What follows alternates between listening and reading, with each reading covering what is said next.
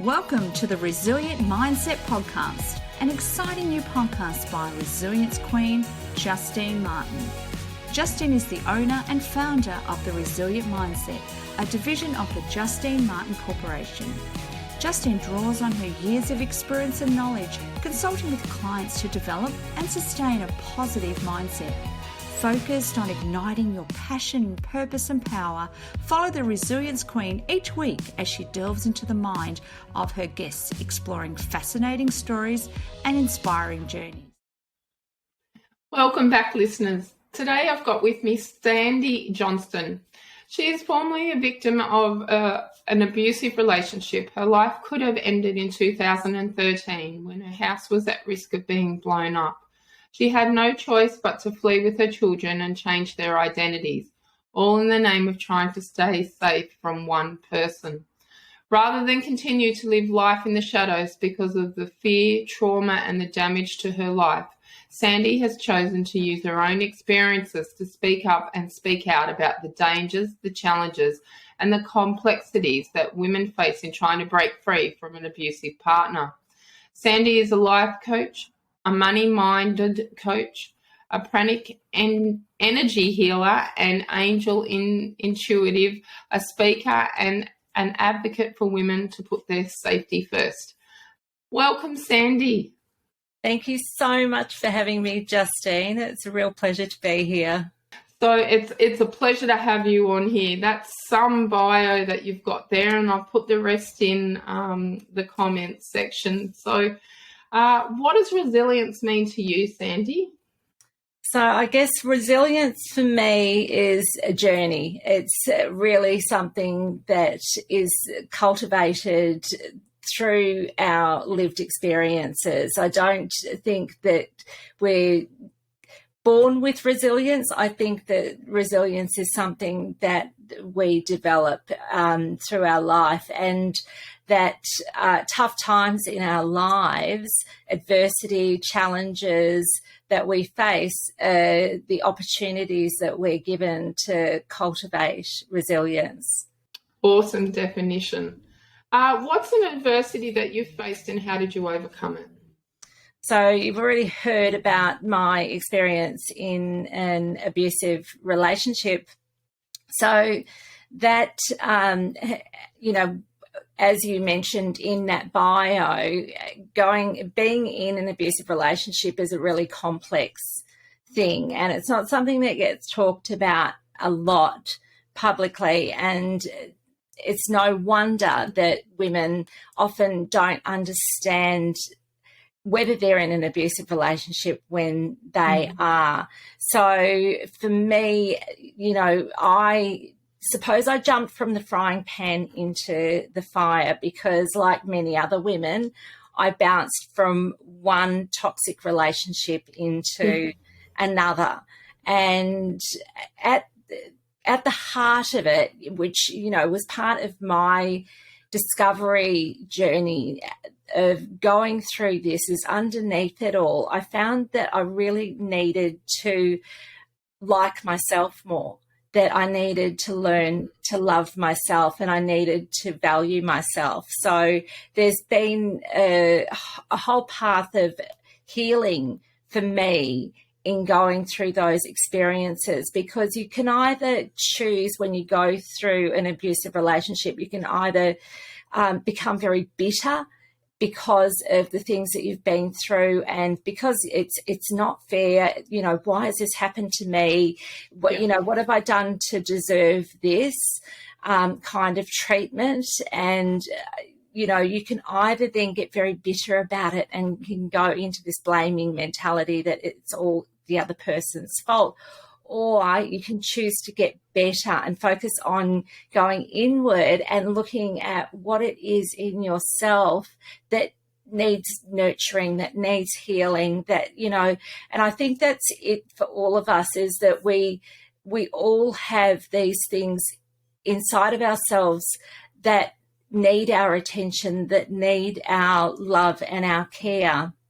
And it's very easy to dismiss those things and get caught in a cycle of just going through the motions with what you think is expected of you in life and doing your best. And so I fell into survival mode in that abusive relationship. I lost everything because I gave everything to that person. And when I say I gave everything to that person, it means that I turned the other cheek over and over again, because I would get apologies for the things that he was doing and promises that he would never do those things again. And because I loved that person, I really, really wanted to give them an opportunity to fulfill that promise. And the promises were always very short-lived and, never lasted. So we just continued in what is described as the cycle of abuse. And for me, I describe that relationship as being a revolving door relationship where for almost a decade we were separated, and he would keep pushing his foot back in the door because he would keep wearing me down. And I couldn't create that safe barrier between, him and myself to say, you can't step over this mark, because that's what we all need in life, is we need to work out how to create safe boundaries for ourselves. We don't, can't exist in this society without rules and without boundaries. So otherwise, we would be all fall into chaos. And so, but people don't sort of see that they have to have their own personal boundaries that they create, and that's where it all starts. Yeah, and it all starts with your own personal boundaries and protecting that inner child in you. And if you're not protecting your inner child or yourself and your boundaries, then you can't expect anyone else to as well. So that was one thing I learned last year. Yes. So very true. And we don't really understand often our boundaries. It's like, how do you start working out what your boundaries should be? And for me, I think that creating boundaries comes from learning what your limits are and knowing that, okay, this is my limit. So that has to be a boundary for me. So I need to be able to articulate that and express that boundary to other people, because that's the second part, is you can have a boundary, but that boundary can be something that is your boundary, but you have this expectation that because it is very reasonable for you to have that boundary, that there should be no need for you to tell somebody else that that is your boundary. But people need information, and when they've got information, then they've got an opportunity to not go beyond that boundary. But when it comes to abusive relationships, you can express your boundaries to people, to a narcissistic person over and over again, but it'll fall on deaf ears. So that's when you see that happening in your relationship, that you're fighting a losing battle. You're not going to be able to get through to that person. So what is the thing that you should do in that instance? And that is to separate yourself from that person. Give yourself that distance. And that's what I needed to learn, because for a long time I stood my ground and I thought, look, you're the one who's got the problems here. You're the one who's sabotaging your life. You're sabotaging my life. You're sabotaging your children's lives. So you go off and get yourself sorted out. You can either do that or don't do that. It's up to you, but just leave me alone to look after the kids. So that was, that was my moral stand that I took. And I thought, oh, that's perfectly reasonable. So therefore, he should respect that. But that was never going to happen. So for me, it became, it got to this point where in the cycle of abuse, as time goes by, things get progressively worse. They don't get better. They just get progressively worse. And you never know where that tipping point is going to be, where that point is going to be, where that person is going to snap and do something which will make an irrevocable change, something that will never be able to go back on. And for me, it was that one day I said to my ex-partner, I said, you and I are never, ever going to be in a relationship again, but you can always be a father to your children. And he said to me, no, us, no kids. And when he said that to me, I thought, you're just throwing a tantrum. This is, like, you're not going to act out on this. This is just a tantrum. You're spitting the dummy. So I just thought, look, here I am again. I'm still caught in the same cycle. But 10 days later, I came home to my house being full of gas because he'd broken a pipe in underneath the stovetop, and there was a lit flame in a heater, and it was just a recipe for an explosion about to happen. And it was intended that when I opened the door that would be it, with the mix of oxygen coming in to the gas. So that was my wake-up call. And, I don't know, but by some miracle, the house did not blow up, and we were okay. But, that was my wake-up call, that I couldn't stay where I wanted to stay. I couldn't stay in my home. I couldn't stay in my community. The children could not stay in their school. All of those, I couldn't stay in my job. All of those normal parts of life that I should have been able to just continue on with, the control had been taken away from me to be able to continue on with that path. And so this is what happens, that's what happened to me, okay? And this sort of thing you would think would be just like almost unheard of, that, It's too common now. It is way too common. So ridiculously common. The statistics are that 1 in 4 women have experienced some form of abuse in their lives. That's 1 in 4. So, and that statistic gets, driven home to me time and time again when I have conversations with other women and start having this conversation about domestic abuse and what domestic abuse looks like and the work that I'm doing. And they're like, well, that happened to me. That was something I experienced too. I would think it would be more than 1 in 4. Especially for us repeat offenders that, attract the same type of person in our lives, and breaking that cycle. I totally understand everything that you're saying, and it is a bit of a reality check, and putting up those boundaries and not feeling guilty about having boundaries either, which is what a narcissist will make you do. Yes. They'll make you feel guilty for having your own boundaries because they don't fit with what they want to do to you. That's a really good point, just bringing up that gaslighting aspect of abuse, where you are made to second-guess yourself. And not only are you made to second-guess yourself because, they're making you feel like you're really horrible for, making them feel guilty or calling them on something that they've done. So because they don't want to accept any responsibility, because the second that they accept responsibility, the onus is on them to change, and they don't want to change. And it's all a game of power and control. And it's called coercive control. And so not only will they have done something, but then they will end up making you feel responsible for the thing that they've done. Well, I wouldn't have done that if you weren't so beautiful.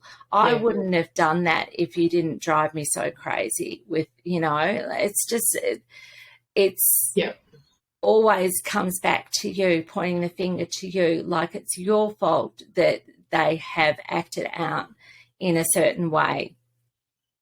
So anyway, I'm not there anymore. I'm very happily not there anymore. And for me, it's been, I'm coming on to, I think, about 7 years of breaking free from that person. And that's awesome. Yeah, it is awesome. The after effects, it's like an earthquake, I suppose, where you've got that, like those aftershocks that go on for years for women. And this is what's brought me to the work that I do, because women can get held back in their lives because of the traumas that they've been through, the damage that's been done to them, all of those, the complexities of the challenges that they've faced, all of those things can create all of these fears that they get caught up in and may never surface from in life. So if you know somebody who's gone through, I'm speaking to you, anyone who's listening. So, either if you are someone who can identify with being in this kind of toxic relationship that has really hurt you, my number one message is to women to put your safety first. Your safety must always come first. So if you're not feeling safe, and this is not only physical safety, because it's also about your overall well-being, and your body will be telling you, because there'll be things going on. You'll have a horrible, sickening, nervous knot in the pit of your stomach that you won't be able to get rid of, because it's telling you that this is not good for you. This is not healthy for you to be in this relationship. So it's put your safety first, and that means emotionally, mentally, and physically. Also, you'll have spiritual needs as well, and all of those things, all is an overall picture of your well-being, and all of that needs to be taken care of. So you need and you deserve support. And one of the things that men do is they will isolate women, and they will make sure that women are disconnected from support. Why do they do this? Because that is how they disempower women. That is how they exert control over you. So they want you to be in this disempowered state where you're disconnected and you don't know who to turn to, where to turn to for help and support. So your safety comes first, and I really recommend that you get in contact with a domestic violence support service or a counselling line, which you can make a free call to a counselling line. If you're not sure if you're in an abusive relationship, call a counselling line, have a conversation with them, let them know about the types of things that are happening to you in that relationship. Ask them, am I going crazy? Is this abuse? Because it isn't clear cut. Physical abuse is black and white. Everybody can see quite clearly when it becomes physical that it is abuse. But there's all these other forms of abuse that happen in relationships where it's emotional, it's spiritual, it's sexual, it's financial. And there's many, many other types of abuse as well. They're just a few as an example. But all of these things are very unclear. They're very, you get into this fog, you're in this grey area that is really, really hard to distinguish whether that is abuse or not. And that's why it's great to have a conversation with an online counsellor who's very experienced with this. And you can say, look, I don't know, maybe I'm not in an abusive relationship, but these are the sorts of things that are happening in my relationship and I'm not happy. And just have that. Sometimes it takes an outside person looking in and to identify what it is, because when you live with it for so long, you don't actually recognise it anymore, and that's just become the normality in your life. So some really great words there, Sandy. Thank you for that. How did you draw on your resilience to cope? I went into doing mode. I really went into doing mode. I felt like, I think underneath resilience is this drive that you must do what you can to prevail. So this is, when it comes to survival, you will dig so deep. You will dig so deep. You will find strength that you never thought you could possibly have, because you feel there's no other option. It's either you sink or you swim, and you just put everything into trying to keep your head above the water so you don't drown. I'd say that really is it. It's just that I didn't really look at myself and say, oh, I am incredibly strong. When I was going through, I had to do some unbelievable things to try and navigate the challenges and keep my children and I out of harm's way, and keep a roof over our heads. So I was one step away from homelessness. There are things that I lost everything in that relationship. So I lost all forms of security. And when you lose all forms of security, then you just have to dig deep, and you don't understand that there is an alternative to that. I think my children were my motivation throughout all of that. There were times where I did want to give up, but I kept going because I felt there was no other alternative. I wanted to keep my head above water. I wanted to keep swimming. Some really good advice there as well, Sandy. I'm like you. I go into survival mode and do whatever it takes to get through that adversity that I'm facing. So who are your role models in resilience, and how did they inspire you? So for me, I'm a very spiritual person. So I've always drawn strength from my faith. So it would be, for me, there would be I would look to teaching. I would look to inspiration and motivation to help me to navigate the things that I was going through. So it wasn't always one person, but I guess it was me always looking for the light. And I've always really had so much interest in personal development, and from a very holistic sort of perspective, as in it's not all about this drive for motivation, where motivation can dry up really quickly, because motivation is often driven by your emotions. So for me, it had to come from a deeper place than that, because when you are going through a really hard time, emotionally, you will be really depleted and discouraged, and all of those dark feelings will be coming, like just washing over you. And they'll be the things that, when you're trying so desperately to keep your head above water, the weight of that is what keeps dragging you to try and bring you down and bring you underneath that. So I had to go deeper than just that motivation that comes from being psyched, being pumped. It's like, yeah, we can do this. Like when you're in those dark moments, that doesn't cut it. There has to be something more. And for me, it was my faith. So it was the faith that there was, I have a faith in angels. I believe that my angels are there for me, and I need to just remind myself that they're there.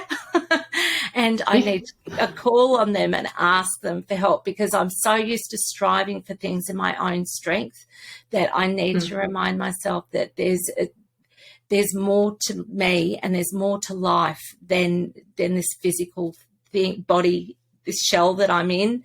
I do believe that, we're mind, body and spirit. And so I think that for me has been, that thing that has surpassed turning towards people for inspiration necessarily, but turning to something that is in that spiritual realm. Would you like to read more about resilience from Justine Martin? Grab one of her co-authored books, Release the Shackles, Courage and Confidence, or Roar. All available online at justinemartin.com.au/shop. So what are your passions in life, Sandy? Oh, my God, I've got so many. I am passionate about music, so you and I share that in common. Yes. And one of my paths to healing my own life has been through singing. So something that happens to women in abusive relationships is they lose their voice. And not only, you know, do they lose their voice, but they lose themselves. And I've always loved singing. And in my 20s, somebody said something disparaging about my voice, and it shut me down. It made me lose complete confidence.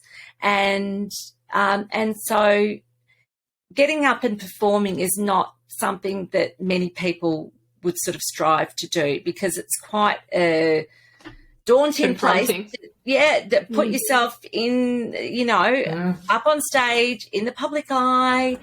Yeah. And you never know what's going through somebody's mind when they're watching you perform. And I pushed myself to do that. And I think a big part of my healing has been in pushing myself through discomfort, because I would love to say to people, come and work with me, and I'm going to wave my magic wand and I'm going to make everything better just like that. You know, it's going to be magic for you. But we can only wish, Sandy. I know. Work that way, does it? I know. But, you know, struggle brings transformation. And so for me, I needed to, in everything, I think the biggest gift that we can give ourselves is to let go of perfectionism and just be prepared to start off being bad and allow ourselves that journey of honing that skill and becoming good. You know, I always go back to babies. I've got 4 children and I love babies, and babies are amazing. You look at the developmental stages that a baby goes through in that first 18 months of life. Now, babies, they don't come out and start walking. You know, first babies need to learn to roll. Then they need to learn to hold themselves up, and then they need to learn how to crawl. Then they get to this point where they can stand and they can teeter just standing up and letting go of something for a minute. Then they can take their first steps. They do all of that before they run. And as adults, so often, I don't know what happens through that developmental journey that we go through, but for some reason, when we're adults, we think that we should be able to run the second we start doing something new. And it's just not the way, the evolution of learning. We have to start off being mediocre before we're going to be brilliant, even if we're gifted in something. And I'm a really big believer that's right. in that. So and I've spoken about this in previous podcasts, you know, picking up a hobby, starting a hobby. And, you know, you're not going to be great when you first start it, you know, whether it's painting or learning how to sing. Have lost you. You're going to be bloody terrible when you first start. Yeah. But the more that you do and the more practice that you put into it, the more time that you put into it, well, then things will start improving. So that's exactly the same thing there, Sandy. So if you've got a passion, also singing. Yeah, so I was going to say, if you've got a passion, if there's something, like for me it was singing, I just really wanted to explore that and allow myself to explore that. And so now I've got a band, Sandy and the Soulmates, and we perform and it's great. And I got through that uncomfortable phase of, you know, being not so good when I got up and started singing. So if anyone's listening to this and you've got a latent passion, life is for the living. Life is there. It's your gift to explore those things, those desires that exist inside of you. If you have a desire, it is there for a reason. It is there because it is something for you to explore. So please don't, you know, I remember you telling me, Justine, about you with the painting and you sitting outside those art classes, not going in holding yourself back from exploring that thing. And you finally got through that. So we all have that horrible, horrible discomfort when we start something new. It's not a nice feeling, but I think it's because we also think of the fear of failure. Yes. I mean, none of us like to fail. And when starting something new, quite often those thoughts go through our minds. And, we have to dig deep for the resilience in that and just baby steps into whatever the new thing is that you're starting, and, take that expectation off as well. Just, do it to have some fun and lose yourself in whatever that passion is, or whatever that hobby is that you're actually doing. So, it's when you allow yourself to do it, when you take those baby steps, there's a whole new world out there as well. Absolutely. So singing, painting, a new job, whatever it is, it can open up doors. So, okay, so Sandy, how can people contact you? So if you want to get in contact with me, you can find me on Facebook, Sandy Johnston, or you can jump onto my website, which is, www.thekeytobefree.com.au, or come and have a listen to Tiaras Tears and Triumphs, the podcast. Mm-hmm. So, I've had that podcast up and running for a good couple of years now. Tons of information on that podcast. It's a fantastic resource for women who are questioning whether they're in a healthy relationship or not. Lots of support inside that podcast to help you with whatever challenges you're facing. So, I'd love to have you come and have a listen or come and have a chat with me. Awesome. Now, Sandy, I believe that you've got an offer for the listeners today. Yeah, so one thing I'm really, really passionate about is helping women to become empowered with money. So 99% of women who go through domestic abuse are financially abused, and this means that their relationship with money is not in a very good state.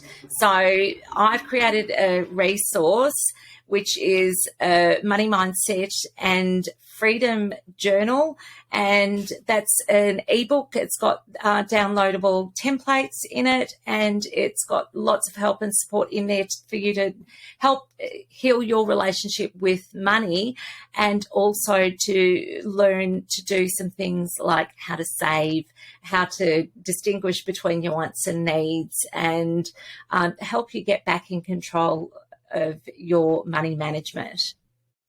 Awesome. Thank you for that. And we'll put the link for that in the bio so everyone pop on and have a read, and you can download that from Sandy. I've got a couple of quick questions for you now, Sandy, just to wrap it up. Pineapple on pizza, yes or no? Yes. Yeah, Yay. What's your favourite pizza? I love a Hawaiian. I like an Aussie with pineapple and garlic and chili, as my listeners know. Okay, coffee, tea, hot chocolate, or wine? I'd have to. It's a coffee and tea toss up for me. So I don't drink. The drinking thing started because I've got one kidney, and that's a congenital thing from birth. So I decided that I just give my one kidney a break, and I will have the occasional drink. But, I like my coffee, like my tea. Nice. What's your favourite music? Oh, that's too hard. That is just too hard because I've just got I love so many different genres and styles. I mix up what I like with music. Do you have a favourite band? No favourites. I just don't have a favourite. There are too many. But if we were to talk about like inspirational women, female singers, I'd say, Aretha Franklin, Ella Fitzgerald. Yep. So going back a bit, but like they rock. But I love Gwen Stefani too, So very diverse, very diverse. What's your favourite food? Favorite food? What's your favourite food, Sandy? Oh, well, my favorite food today is fresh figs because I've got fresh figs. Nice. It is that season, isn't it? Yeah. Okay, and my last question, does the toilet paper go forwards or backwards? Well, it goes forwards naturally. Yay! Pineapple and toilet paper forward. You are my type of girl. Well, Sandy, it's been an absolute pleasure having you on the Resilience Mindset podcast today. Thanks so much for having me, Justine. I've loved it. You're welcome. And listeners, remember, stay resilient until next time. Building resilience is a key life skill, a skill everyone needs to work at consistently. Life can throw us curveballs, from sickness to job loss, death and no purpose. But it's our inner strength to get back up, navigate the journey of change and build ourselves back up. If you'd like a free 30-minute one-on-one conversation with resilience coach Justine Martin, email yes please to hello@justinemartin.com.au. We hope you enjoyed the Resilience Mindset podcast. Remember to subscribe to the podcast to get your weekly fix listening to Resilience Queen Justine Martin. Follow Justine on social media at Resilience Mindset or log on to justinemartin.com.au. And until next time, remember, life doesn't get easier or more forgiving. We get stronger and more resilient.